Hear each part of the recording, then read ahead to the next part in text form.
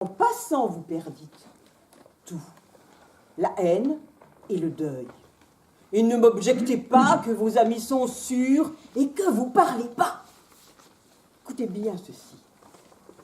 Tête à tête, en pantoufles, porte close chez vous, sans un témoin qui souffle, vous dites à l'oreille au plus mystérieux de vos amis de cœur, ou si vous l'aimez mieux, vous murmurez tout seul, croyant presque vous taire, dans le fond d'une cave à 30 pieds sous terre, un mot désagréable à quelque individu. Ce mot que vous croyez que l'on n'a pas entendu, que vous disiez si bas dans un lieu sourd et sombre, cours, à peine lâché, pars, bondis, sors de l'ombre, tenez, il est dehors, il connaît son chemin, il marche, il a 2 pieds, un bâton à la main, de bons souliers ferrés, un passeport en règle, au besoin il prendrait des ailes comme l'aigle. Il court, il vous échappe. Je ne sais pas par cœur. Non. Pas grave. Laisse-moi aimer. Aimer à mourir peut-être. Mais d'abord, aimer à en vivre.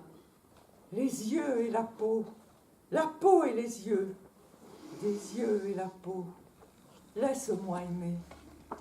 Laisse-moi connaître ces yeux qui se donnent, veulent se donner.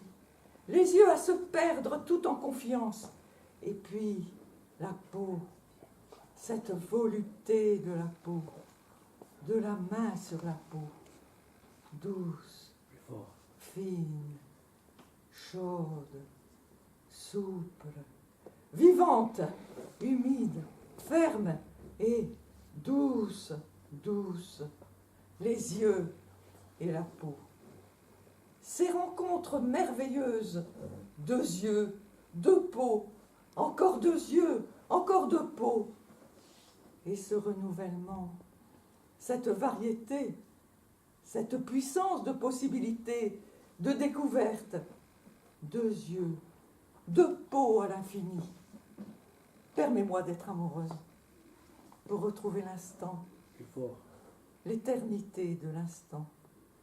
Par cette grâce et le mur du labyrinthe abattu, la porte éclatée dans le feu d'artifice, d'arc-en-ciel étoilé, et l'explosion de la découverte lumineuse, de l'évidence enfin rencontrée.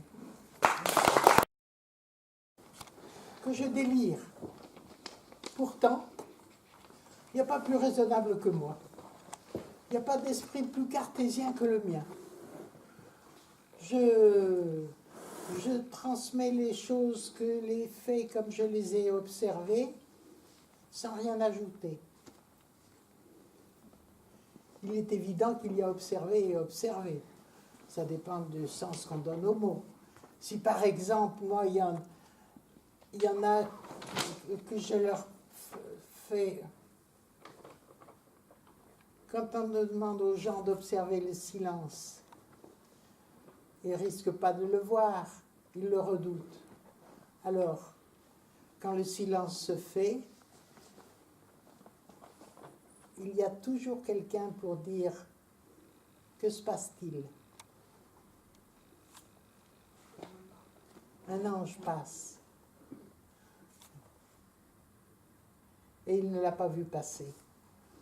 S'il avait le courage, comme moi, de regarder le silence en face, il le verrait, l'ange. Parce que moi, quand je regarde l'ange, je le vois, mais je suis la seule. Tant pis pour les autres. Moi, je le vois. Évidemment que je ne dis pas que je vois passer un ange. Parce qu'autrement, si je dis que je vois passer un ange, tout de suite, il va y avoir le doute qui va s'installer autour de moi. Je ne vais pas aller dire que je vois le doute. Ça ne va pas. Comment ça plane, le doute? Ça plane. Ça plane, ma belle. Ah oui, alors là, comment pouvez-vous identifier un doute avec certitude? À son ombre. Ah oui, À son ombre, l'ombre d'un doute. L'ombre d'un doute. l'ombre d'un doute. Si le doute fait de l'ombre, c'est que le doute existe. Et oui, c'est que le doute existe. Et l'on sait le nombre de doutes au nombre d'ombres. Et oui. Mais moi, ça me contrarie. J'arrive pas à vous convaincre.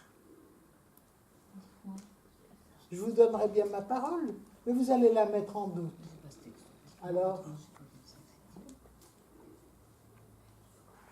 Dis-moi, votre ange, de quel sexe est-il? ah, ça, je ne peux pas vous répondre. Là, j'ai un doute. Je vous donne pas de réponse. D'où vient-il? D'où vient-il? Oh, d'où il vient, je ne sais pas. Mais où il va? Il va vers sa chute. Parce que l'ange, attiré par la lumière du projecteur, s'y précipite. Ébloui, l'ange s'y brûle les ailes. C'est cuit pour lui. Et l'ange choit. Et un ange qui a chu est un ange déchu. Donc, il n'y a que les doutes qui planent.